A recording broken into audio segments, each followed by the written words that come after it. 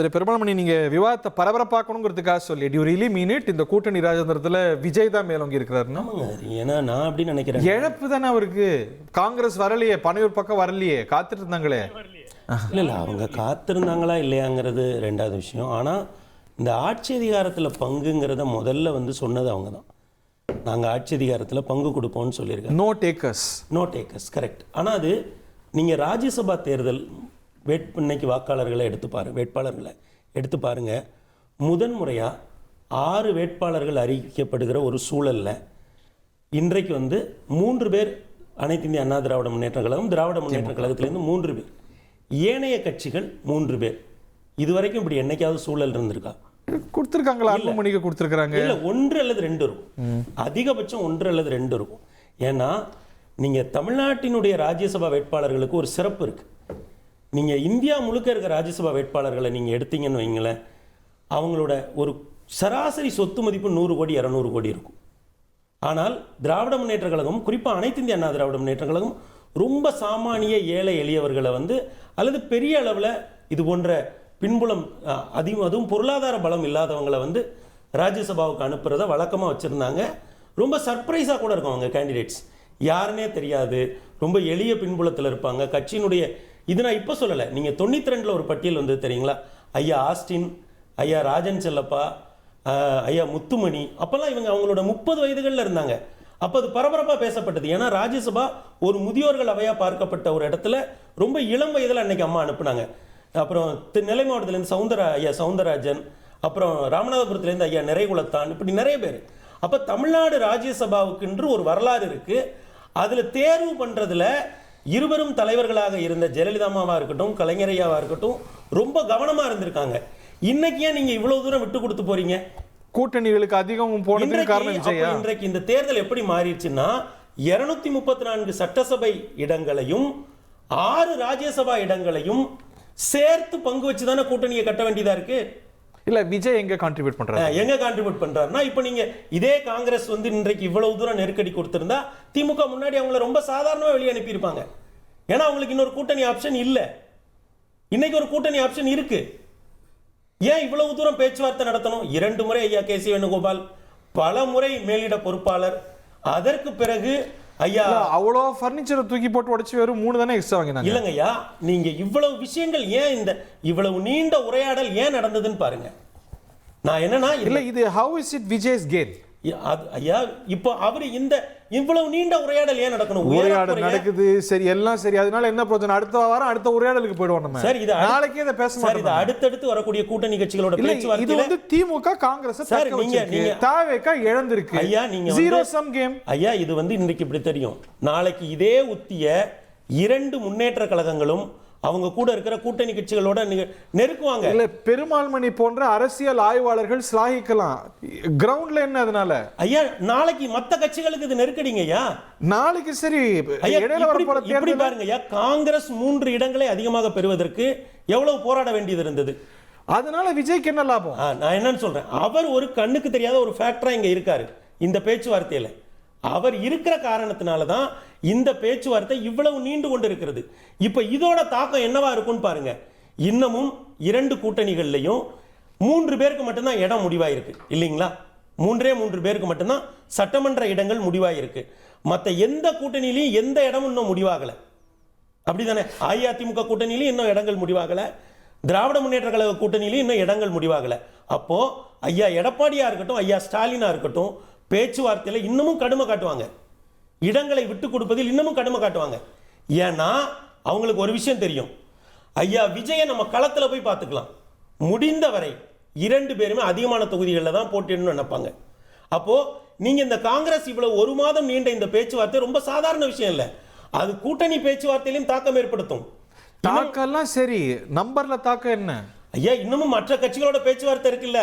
இப்ப இவங்க எத்தனை இடங்களை விட்டாங்க சார்? இப்போ காங்கிரஸோட பவரை, பார்கெனிங் பவரை கூட்டிட்டாரு, இல்ல மற்ற கூட்டணி கட்சிகளோட பார்கென் வர கூட்டிட்டாரு. நன்மை அவங்களுக்கு, விஜய்க்கு என்ன நன்மை? அடுத்தடுத்து வரக்கூடிய பேச்சுவார்த்தைகள் இருக்குல்ல, கூட்டணி பேச்சுவார்த்தைகள் இருக்குல்ல, அதில் சிறிய கட்சிகளும் கடுமை கட்டிங்க இல்ல, அதனால அவருக்கு என்ன லாபம்? இதுல 2 விஷயம் இருக்குங்க. அவருக்கு என்ன லாபங்கிறது நமக்கு கடைசியா தான் தெரிய வரும். ஆனால் அவரால தானே இந்த அவ்வளவு விஷயங்கள் நடக்குது. ஓகே, அவர் காரணம் டாக்டர் அவர் சொல்றதுல இருந்து பாருங்க, ஒரு கேட்டலிஸ்ட் அவர் இருக்காரா? இன்னைக்கு வந்து தாவேகா இல்லைன்னா காங்கிரஸால இவ்வளவு ஹார்ட் பார்கெயின் பண்ணிருக்க முடியுமா? 28 வாங்கி இருக்க முடியுமா? அது ஒரு கன்சிடரபிள் மாற்றம் இல்லையா? ஏங்க 3 சீட்டு கூடுதல் வாங்குறதுக்கு இவ்வளவு ஒரு மாசம் இந்த மாதிரி ஒரு சிச்சுவேஷனை உருவாக்கி அவங்களையும் கோபப்படுத்தி அது காங்கிரஸால தான் அது முடியும். அப்கோர்ஸ் தாவேகா தான் காரணம், அதுல மாற்று கருத்து இல்லை. ஆனால் இது அவர் என்ன ஒரு என்ஜிஓ நடத்துறாரா விஜய்?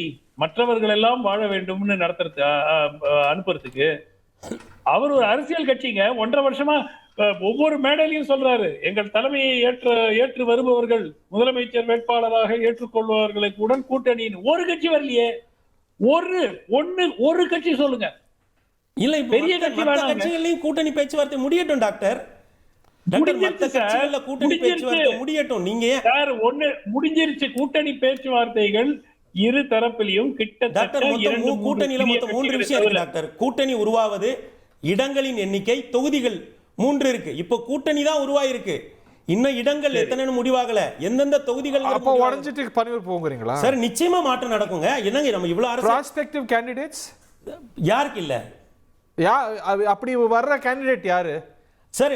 கொஞ்ச நாளைக்கு முன்னாடி ஐயா செங்கோட்டையன் ஒரு வரி சொன்னாரு, ஞாபகம் இருக்கா? அவருடைய நீண்டகால அஇஅதிமுக அனுபவத்திலிருந்து ஒண்ணு சொன்னாரு, அவங்க வேட்பாளர்களை அறிவிக்கட்டும். அவர் நீண்ட கால அனுபவத்தில் தான் டிடிவி கொண்டு வர முடியும் நம்பினாரு. ஓபிஎஸ் வருவார் நம்பினாரு. பாருங்க, ஒரு கேம் ஐயா முதல்ல சொல்லிட்டு ஐயா, நான் என்ன சொல்றேன், தேர்தல் நாளைக்கு இல்லீங்களா ஐயா? இல்ல, அவர் சொல்வது இந்த நம்பர்ஸ்ல பிரச்சனை வரலாம், எந்த தொகுதியை ஐடென்டிஃபை பண்றதுல பிரச்சனை வரலாம், அது வரைக்கும் பொறுங்க, லாஸ்ட் மினிட்லயும் மாறலாம்ங்கறார். அதெல்லாம் மாறினது லாஸ்ட் மினிட் இல்ல, இன்னும் தேர்தல் அறிவிக்கப்படல, வேட்புமனு தாக்கலுக்கான நேரம் வரல. நீங்க அரசியல்வாதி மாதிரி என்ன பேசுறீங்க? ஏங்க நாளைக்கு அவங்க தான் இப்படி பேசுவாங்க, தேர்தலுக்கு இன்னும் நேரம் இருக்கு. பாருங்க ஹரி, உங்களுக்கு தெரியாது இல்ல, single day is a long time in politics. அப்போ இன்னமும் நேரம் இருக்கு. அப்போ நாம வந்து விஜய்ங்கற ஒரு but the golden hour is passed by. இல்ல ஹரி, அது வரவே இல்ல ஹரி, இன்னும் வரவே இல்ல. இன்னும் இல்ல, நீங்க நம்புறீங்களா ஏதா கட்சியில சீட் ஐடென்டிஃபிகேஷன்ல பிரச்சனை வந்து முடிச்சுக்கிட்டு பனையூர் பக்கம் போவாங்கன்னு? ஏங்க இன்னமும் நெருக்கடிகள் உருவாகுங்க கூட்டணிக்குள்ள. எங்க காங்கிரசும் திமுகவுமே இவ்வளவு இல்ல, நான் ஏத்துக்கிறேன், பல கட்சிகள் நீங்க இல்லன்னா பனையூர் போயிடுவேன்னு மிரட்ட கூட மிரட்டலாம், இல்ல அதை சப்டியூடா சொல்லலாம், அதுக்கு வாய்ப்பு இருக்கு. விஜய காட்டி கூட வாங்கலாம், சீட்டு வேணுங்கிறத வாங்கலாம், பட் போவாங்களா? அதுதான் நான் சொல்றேன். தமிழ்நாட்டில் 234 தொகுதிகள்ல இதுவரை திமுக 32 தொகுதிகளை கொடுத்துருச்சு. மீதி தொகுதிகள் அவங்க கிட்ட தான் இருக்கு. அனைத்து இந்திய அண்ணா திராவிட முன்னேற்ற கழகத்திட்ட 234 தொகுதிகளும் இருக்கு. ஓகே, விஜய் கிட்ட 234 தொகுதிகளும் இருக்கு. இன்னும் பேச்சுவார்த்தை முடியட்டும். தொகுதிகள் எங்க ஒரே ஒரு தொகுதியில தானங்க ஒரு முறை மதிமுக வெளியே வந்தது.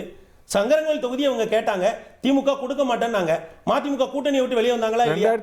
மதிமுக தான் நிறைய பண்ணிருக்கு. 11 வந்து பகிஷ்கர செஞ்சேன்னு அறிவிச்சாரு. நான் என்ன சொல்றேன், ஒரு உதாரணத்துக்கு நான் சொல்றேன், நமக்கு வரலாறு இருக்கா இல்லையா? அப்ப இந்த முறை எக்ஸெப்ஷன்ஸ் ஆர் நாட் எக்ஸாம்பிள்ஸ். இந்த தடவை மூன்றாவதாக ஒரு பெரிய சக்தியா விஜய் இருக்காரு. இல்ல சார், அதோட பொட்டன்ஷியல் நம்ம முதல்ல இருந்தே பார்த்திருக்கோம்ல. கடைசி நிமிஷத்துல சார் ஒரு மாசமா பார்த்தோம் சார், நம்ம அதை மறந்துட்டு பேச கூடாதுல சார். காங்கிரஸ் திமுக 3 சீட்டுக்காங்க இந்த ஃபர்னிச்சரை தூக்கி ஆளுக்கு உடைச்சீங்க. ஒரு டீசர் கொடுங்க, ஒரு பிரேக் போலாம். டார்ச் லைட் உடைச்சவரும் கூட இருக்காரு, அதையும் சேர்த்து சொல்லணும்ல. அதாவது விஜய் தான் இன்றைக்கு நெகோசியேஷன் ஃபேக்டர் அப்படின்னு சொன்னா, எதற்கு டிசம்பர் மாசமே நாங்கள் ஐவர் குழுவை ஜனவரி ஃபர்ஸ்ட் வீக்ல அறிவிக்கிறோம், அது திமுக கூட தான்ட்டு. இப்போ நீங்க வந்து நெகோசியேஷன் ஃபேக்டர் வந்து விஜய் காட்டி தான் விஜய் தான் நெகோசியேஷன் ஃபேக்டர்னா, பிற மாநிலங்கள்ல இப்போ கூட உங்களுக்கு தெரியும், பிற மாநிலங்கள்ல காங்கிரஸ் கட்சி தனிச்சு பிரசாந்த் கிஷோர் காட்டி மிரட்டுறது. No whatever you say, நீங்க வந்து ஒரு விஷயத்தை அடிப்படையாக புரிஞ்சுக்கணும். காங்கிரஸ் கட்சிக்குன்ற ஒரு பாரம்பரியமான ஒரு தொகுப்பு இருக்கிறது. அதை வந்து ஒரு சின்ன பிளேயர் இன்னைக்கு விஜய் வராரு, அவரை வச்சு தான் நாங்கள் நெகோசியேட் பண்ணக்கூடிய அளவுக்கு காங்கிரஸ் சிறுமை வாய்ந்த கட்சியில் அப்படி தெரிஞ்சிருந்தா முதலமைச்சர் வந்து இன்றைக்கு முத நாள் ஒரு தேமுதிக வேட்பாளரை ராஜ்யசபா அறிவிக்கும் போது அடுத்த நாள் நின்று அறிவிக்க வேண்டிய அவசியம் வழி கொண்டு வர வேண்டாம். எங்களை ஒரு அது ஏன் என்ன காரணம்? விஜய் தான் நெகோசியேஷன் ஃபேக்டர்னா விஜய் பக்கம் கட்சி போயிருக்கணும். இல்ல விஜய் கூட கட்சி போற சிம்பிள் தெரிஞ்சிருந்தா ராஜ்யசபா மெம்பரை முன்னாடி அறிவிச்சிருக்கலாம். நீங்க விஜய் வச்சு காட்டுனீங்க. இல்ல நாங்க விஜய் வச்சே காட்டல சார். ஒரே point last 2 weeks before Girish Chodankar சொன்னார், தாவேர்கா எங்களிடம் பேசுறதற்கான தயாராகிறது. இவ்வளவுதான். நாங்க பேசுறோம்னு கூட சொல்லல. தாவேக்கான்ற வார்த்தையை மாணிக்கம் தாகூரோ எங்களுடைய முதன்மை வாய்ந்த தலைவர் யாருமே பயன்படுத்தல. மாறாக அவர்கள் சொன்ன கருத்துக்கு இங்க இருக்கக்கூடிய கட்சியில் இருக்கக்கூடிய அடிப்படை தொண்டர்களுடைய ஆசை எது இருந்தது, அதை நான் மறுத்தே சொல்லல. காங்கிரஸ் கட்சிக்காரங்களுடைய அடிப்படை தொண்டர்கிட்ட போய் கேட்டீங்கன்னா தாவேக்காவா இல்ல திமுகவான்னு கேட்டீங்கன்னா சில பேர் திமுக சொல்லுவாங்க, சில பேர் தாவேக்கா சொல்லுவாங்க. எல்லாருக்கும் ஜனநாயக உரிமை இருக்கு. இதை நீங்க மறுத்தலாம் பேசிட முடியாது. அதற்கென்று தாவேக்கா வச்சுதான் பூச்சாண்டி மாதிரி காட்டினாங்க, இதை வச்சுதான் நாங்க பார்கெனிங் சீட் பவர் எங்களுக்கு கிடைச்சிச்சுன்றது வந்து அனைவரும் நம்புவோமாக. 1,27,00,000 மனங்களை வென்ற தந்தி டிவி யூடியூப் சேனல். தவிர்க்க முடியாத தம்ப்நெயில்ஸ், கலக்கலான கான்டென்ட்ஸ். நீங்களும் இந்த குடும்பத்தில் இணைய இப்பவே சப்ஸ்கிரைப் பண்ணுங்க. அசுரபலம் கொண்ட எங்கள் டிஜிட்டல் கரங்களில் உங்கள் விளம்பரங்களை சேர்க்க வாட்ஸ்அப் பண்ணுங்க.